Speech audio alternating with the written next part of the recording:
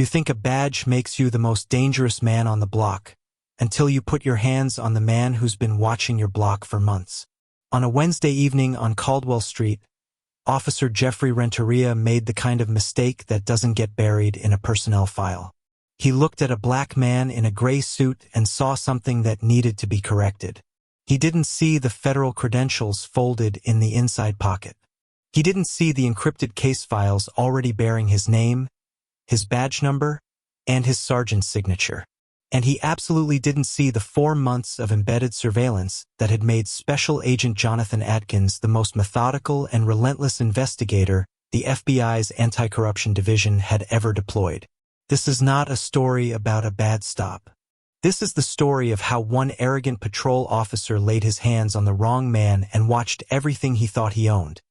His badge, his reputation, his family, his freedom, get dismantled with the precise, unhurried patience of federal justice. Stay with this until the end, because what happens inside that interrogation room doesn't just change the outcome. It changes who's sitting in the chair. Caldwell Street in late July doesn't cool down when the sun drops. It just trades one kind of heat for another, the kind that comes off brick walls and bad decisions and men who've never been held accountable for anything. The amber light above the intersection at 9th had been flickering for 3 weeks. Nobody had fixed it. Jeffrey Renteria had never once called it in. He rolled his patrol cruiser to a crawl, one wrist draped over the wheel, eyes already scanning the sidewalk the way a man scans a room he believes he owns. 8 years on the force. 4 letters of commendation from a captain who owed him favors. 2 excessive force complaints filed, processed, and quietly shelved by a union rep who played golf with the precinct commander. In Jeffrey's calculation, those 2 complaints weren't liabilities. They were proof of concept. They confirmed that the system worked for him, and that nothing on the street operated outside his permission. Ready to roll, Jeff? His partner, Marcus Webb, was 26 years old and still operated under the dangerous illusion that being a good cop and being a loyal cop were the same thing. He had a water bottle, a notepad, and an expression that still occasionally registered discomfort when things went sideways. Renteria had been methodically curing him of that discomfort since the day they were partnered. "Let's make the rounds," Renteria said, not looking at him. He put the cruiser in drive. They moved through the district the way Renteria always moved, slowly, deliberately, with the particular posture of a man daring the street to give him a reason. He had a gift for finding reasons. The west side of Caldwell near 9th was his favorite stretch. A dry cleaning shop, a corner store, 2 empty storefronts, and a sidewalk that caught enough foot traffic to keep Renteria's numbers looking productive. He'd made 11 stops on this block in the past 30 days. Not one had produced a charge that survived arraignment. He considered that irrelevant. It was approaching 7:45 when the cruiser's headlights swept across the corner and Renteria saw him. The man was standing still, not pacing, not looking over his shoulder, not doing any of the things that would have given Renteria an honest opening. He was simply standing at the edge of the sidewalk near the old phone kiosk, both hands visible, shoulders square, wearing a gray suit that caught the streetlight with the faint sheen of quality fabric. His blue tie was loosened but still knotted. His beard was clean and precise. He was looking at something on the far side of the street with an expression that registered as neither nervous nor guilty, just present, calm, occupied. Renteria's jaw tightened. "He's just standing there," Webb said, tracking Renteria's gaze. "He's not doing anything. Standing there in a suit at this hour on this corner," Renteria muttered, already swinging the cruiser toward the curb. "That's not how this neighborhood dresses, Marcus." Webb opened his mouth and then closed it. He had learned that specific argument, "we don't have cause," had a shelf life of approximately 4 seconds with Renteria before it became a problem for Webb personally. He set down his water bottle instead. Renteria parked with the front tire nudging the curb and stepped out before the engine finished settling. One hand dropped to his belt. Not the gun, not yet, but the proximity communicated exactly what it was meant to. He came around the front of the cruiser and crossed the sidewalk toward the man in 3 purposeful strides. The man in the gray suit turned his head.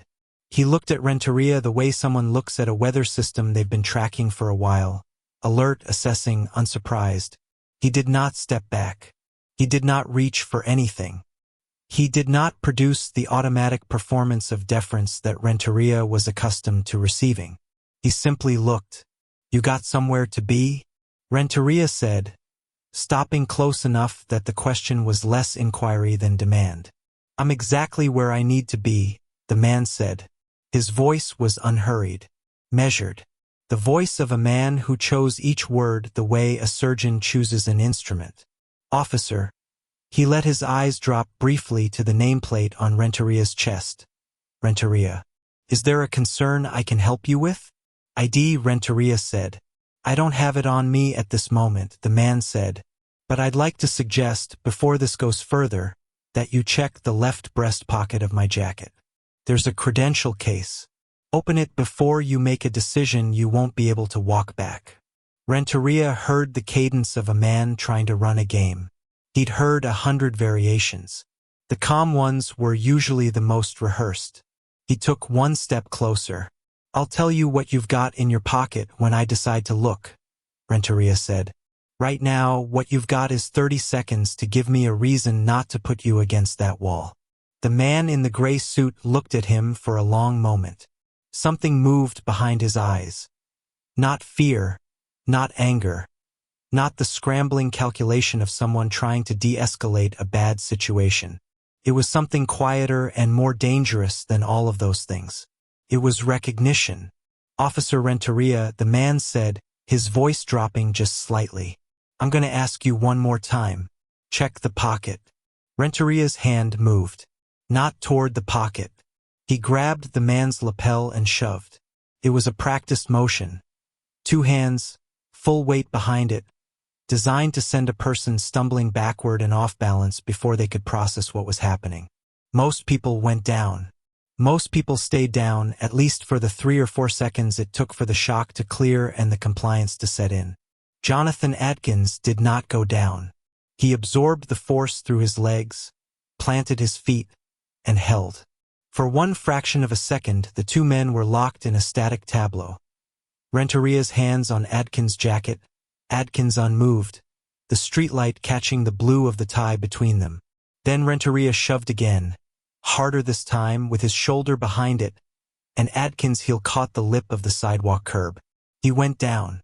Not forward, sideways and back, the way a tree goes when the cut finally reaches the heartwood.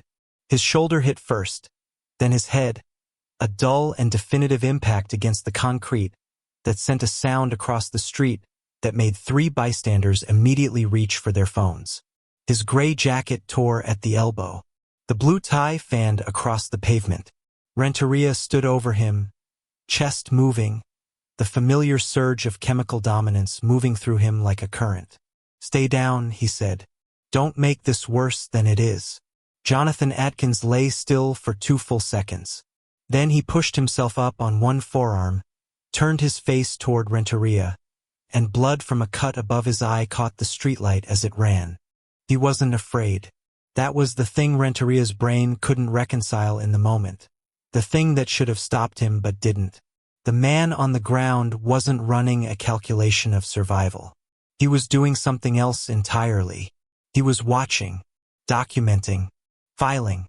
"Badge number 4471, Atkins said, his voice entirely level.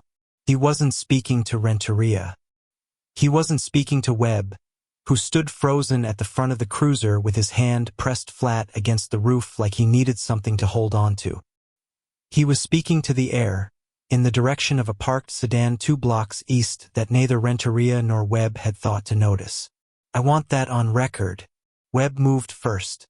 Not toward Renteria, toward Atkins, already reaching for the cuffs on reflex, the muscle memory of his training overriding the alarm going off somewhere deeper. As he crouched down to bring Atkins' hands behind him, his knee pressed against something stiff and rectangular in the inside breast pocket of the torn jacket. He paused, glanced toward Renteria, looked back down. He reached in. The credential case was black leather, worn smooth at the corners from years of daily carry. Webb flipped it open with his thumb. The badge inside was not a city badge. It was not a state badge. The eagle on the seal caught the streetlight with the particular weight of federal authority, the kind of weight that, once you register it, does not allow you to unregister it. Below the shield, the laminated ID card was clear and unambiguous. Federal Bureau of Investigation. Special Agent in Charge. Jonathan R. Atkins. Anticorruption Division. Webb stopped breathing. "Jeff," he said. His voice had lost all of its texture. "Jeff." Renteria was already walking back toward the cruiser to open the rear door. He didn't look back. "Jeff." Something in the second repetition got through. Renteria turned. Webb was still crouched over Adkins, holding the open credential case up in the amber light with both hands, the way a person holds something they're not certain is real, his face the color of wet concrete. Renteria walked back. He took the case from Webb's hand. He read it. He read it again. The sounds of Caldwell Street. A car passing 2 blocks over. Someone's music from an upstairs window. The murmur of the people now watching from the edge of the sidewalk with their phones raised. Receded into a pressurized silence. Jonathan Adkins, still on the pavement, still bleeding from above his eye, looked up at Jeffrey Renteria, and he smiled. It was not a warm smile. It was not even a satisfied smile. It was the smile of a man watching a clock reach 0. "Hello, Officer Renteria," Adkins said, his voice perfectly composed. "You're going to want to think very carefully about your next 60 seconds. Because right now, right at this moment, you still have options. Give that credential back. Call an ambulance. Step away from the scene. That path isn't good for you, but it's survivable." Renteria's grip on the credential case tightened. "And if I don't?" he said. His voice came out smaller than he intended. Adkins tilted his head slightly, the way a man tilts his head when the answer is so obvious it barely warrants the energy of speaking it. "Then you put me in that car," he said. "You file a false report. You add obstruction and federal kidnapping to a list that already has your name at the top of it. And you turn the worst night of your career into the last night of your career." Webb was already stepping back from Renteria. He wasn't making a decision, he was just moving, the way the body moves when it recognizes proximity to something about to explode. "It's a fake," Renteria said. He said it loudly enough for the phones to pick up. He looked at the crowd and said it again, performing certainty he no longer felt. "This is a prop. This man is a suspect in an active investigation, and this is a prop. Jenkins, Webb, get him in the car." Webb didn't move. "Agent Adkins," Renteria said, addressing Adkins with the title as if it were an accusation rather than a concession, reached up and touched the cut above his eye. He looked at the blood on his fingers. He looked back at Renteria with an expression that had moved past anger into something colder and more permanent. "I've been embedded in your district for 4 months, Adkins said, his voice dropping so that only Renteria and Webb could hear it. "For months building a federal corruption case. Your vice unit, your sergeant, asset seizure skimming, evidence fabrication, protected trafficking corridors. Your name appears in our documentation 11 times. 11. He paused. "The informant I was meeting tonight is inside your precinct. You just assaulted the lead federal investigator on a case that was already 70% complete, and then you attempted to conceal evidence of that assault. Do you understand what that means?" Renteria looked at the credential case in his hand. He looked at the crowd. He looked at Webb, who was staring at the ground.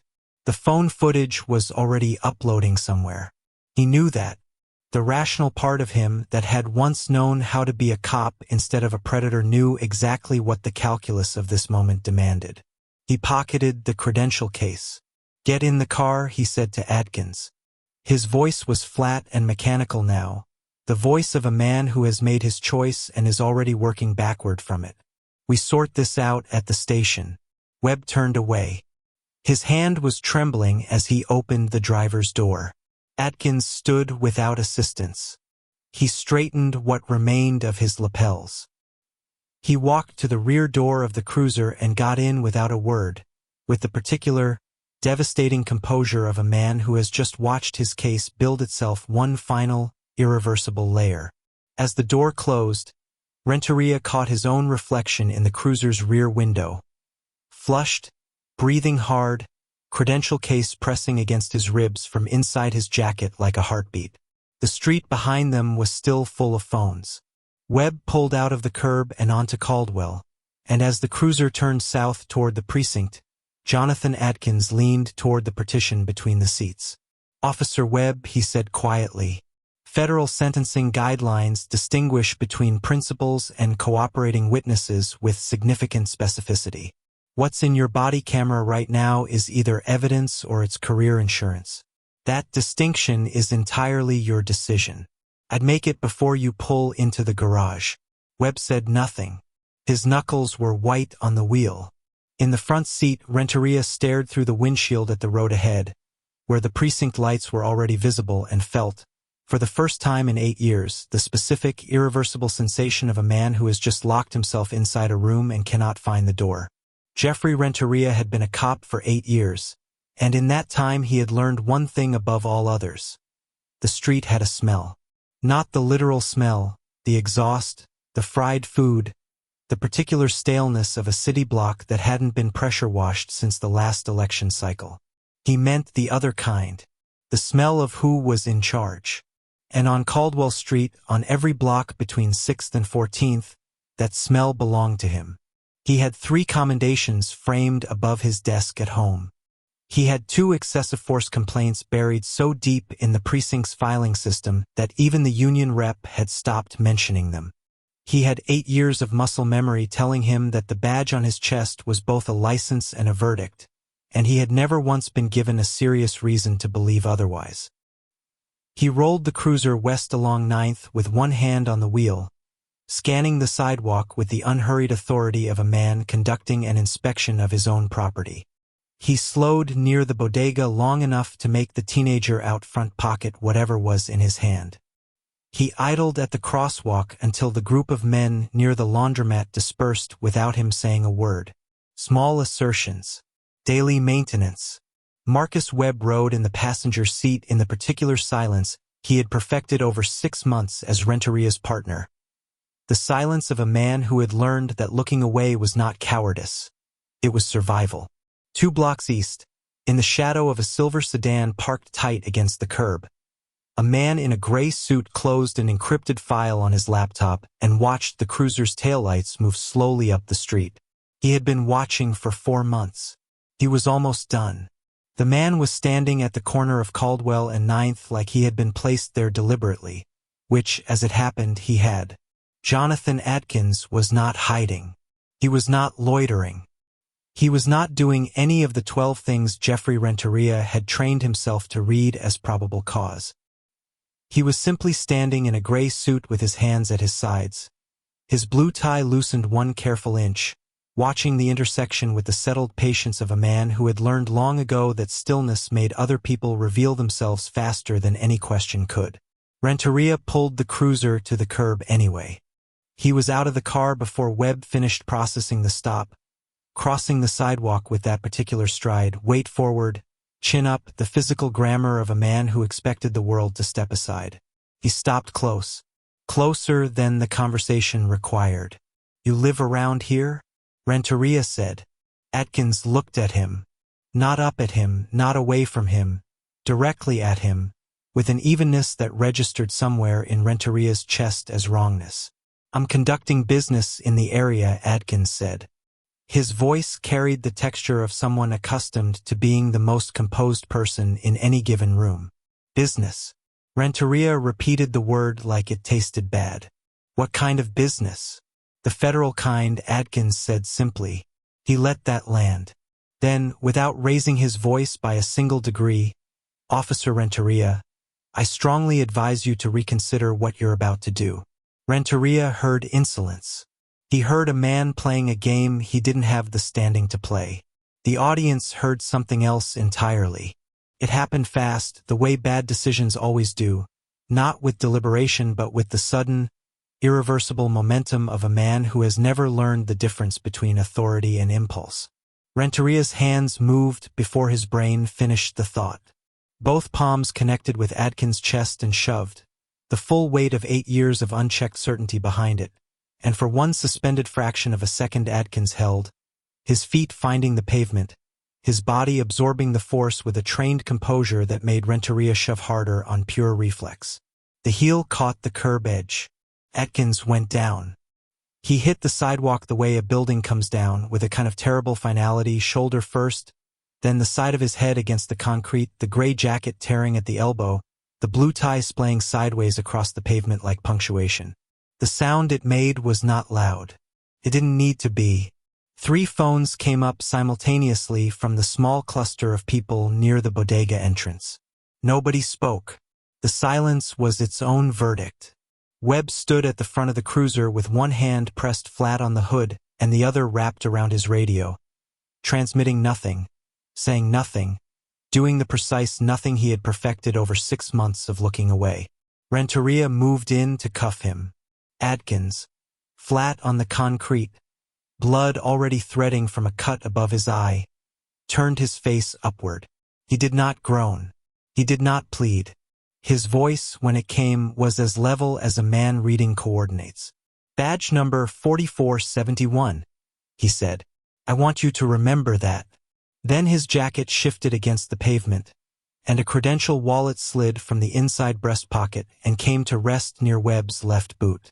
Webb looked down. His hand went still on the radio. Webb picked it up the way you pick up something you already suspect will burn you. Slowly, with the fingers rather than the full hand, as though limiting the surface area of contact might limit the damage.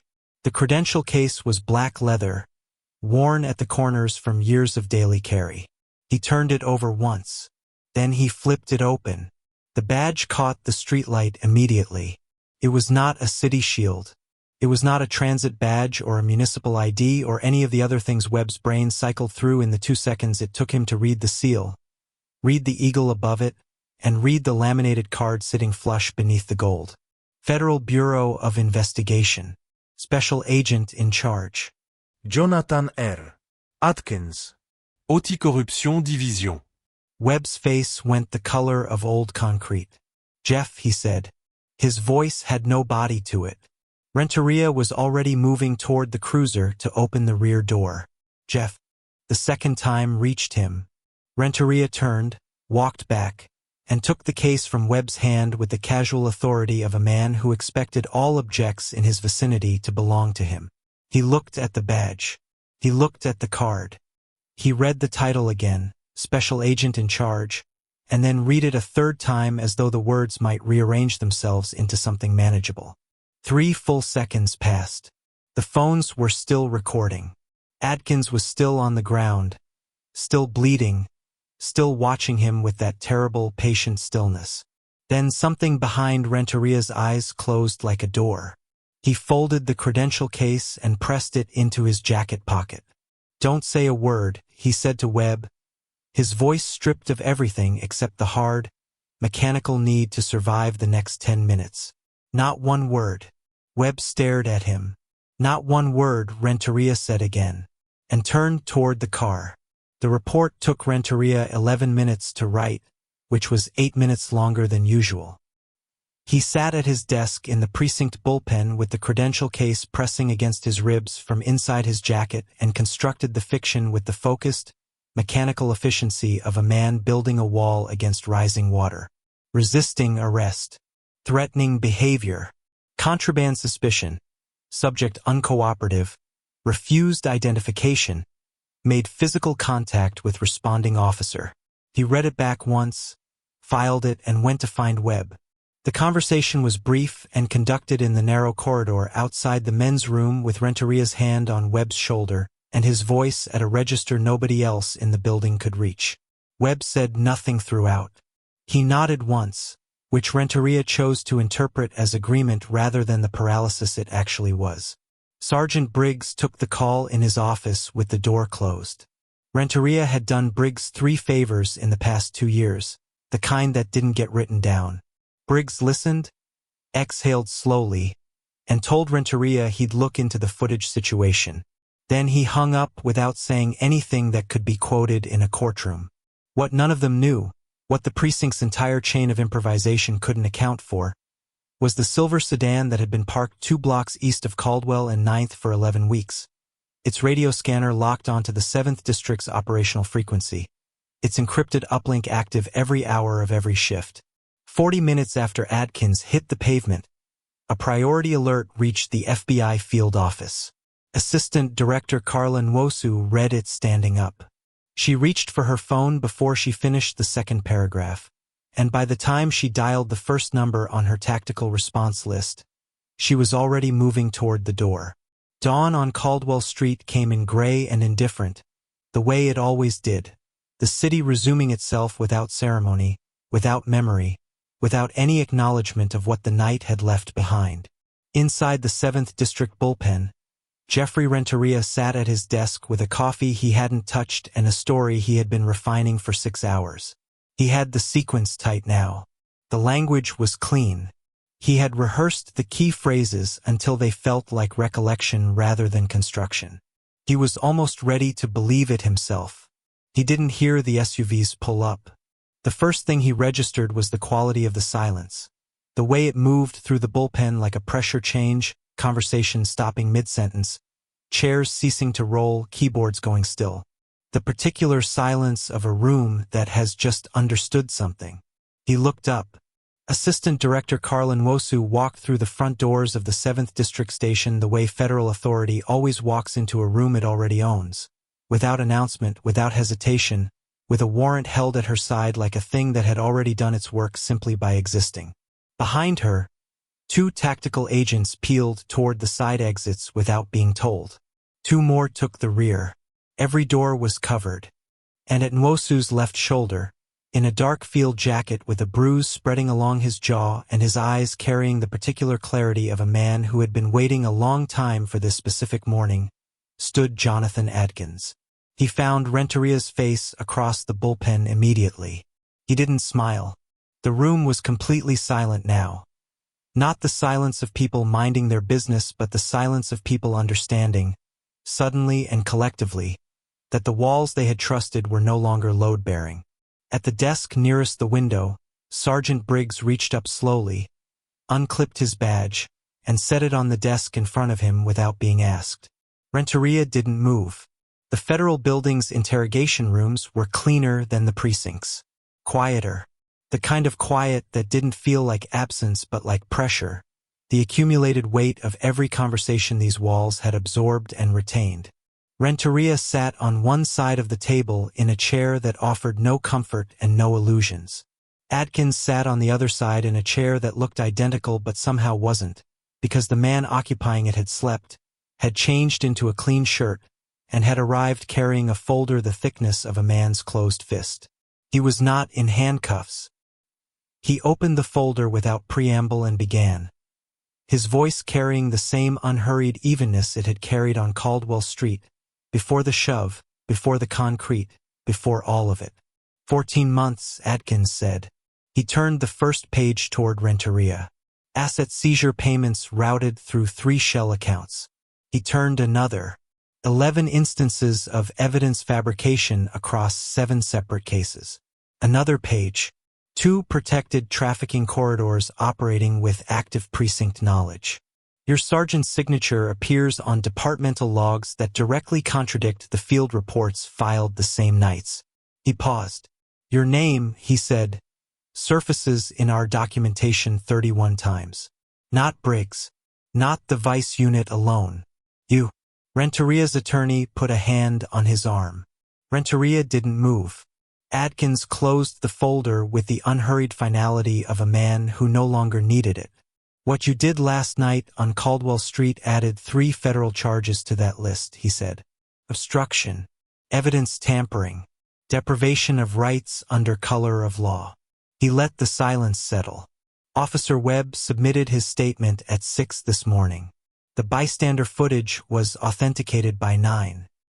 He stood, straightened his jacket, and looked at Renteria one last time with the expression of a man completing a task he had begun a long time ago.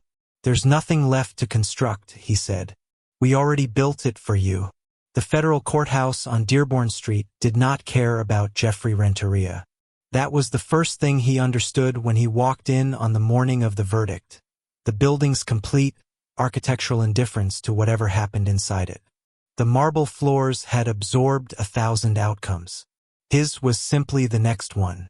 Judge Adrian Holloway had presided over the trial with the particular patience of a woman who had watched the specific story play out before and had decided, somewhere along the way, that her courtroom would not be the place it was permitted to end the same way twice.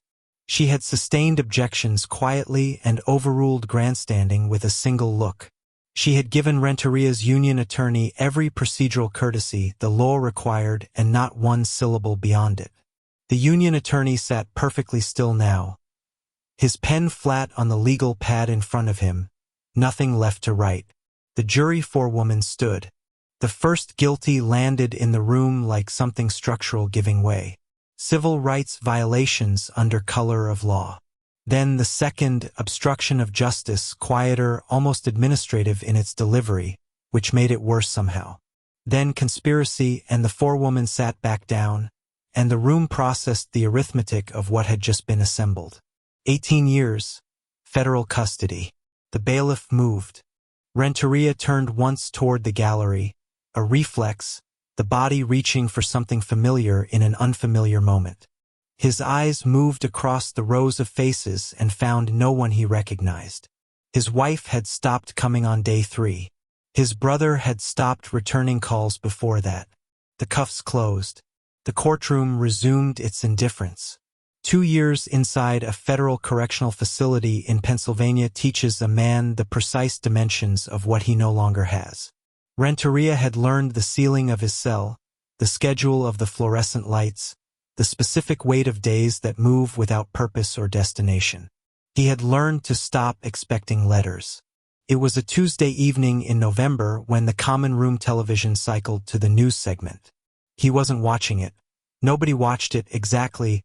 It simply occupied the wall the way institutional televisions always do, broadcasting into a room full of men who had stopped believing the world outside held anything addressed to them. Then the graphic appeared. A national law enforcement ceremony. A podium. A citation being read aloud by a woman in a dark suit.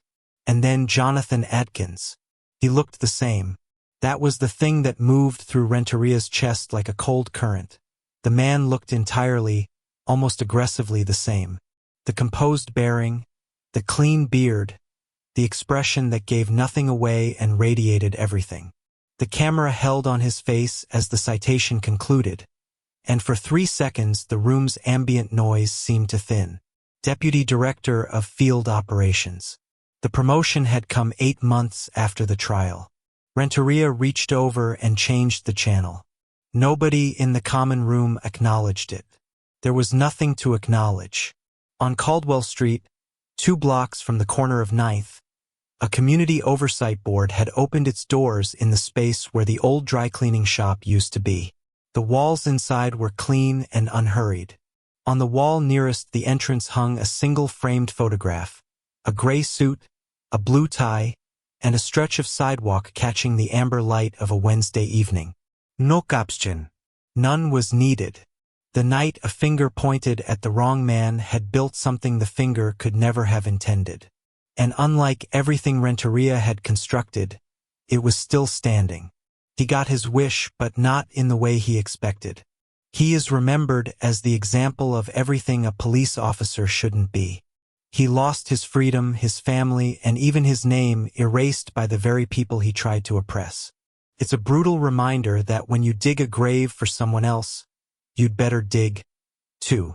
Because in the end, the badge doesn't make the man makes the badge. If the story of ultimate karma satisfies you, please hit that like button. It helps get these stories to more people and tell me in the comments. Do you think 25 years was enough for Jeffrey, or did he deserve more? Don't forget to subscribe and turn on notifications. I'll see you in the next.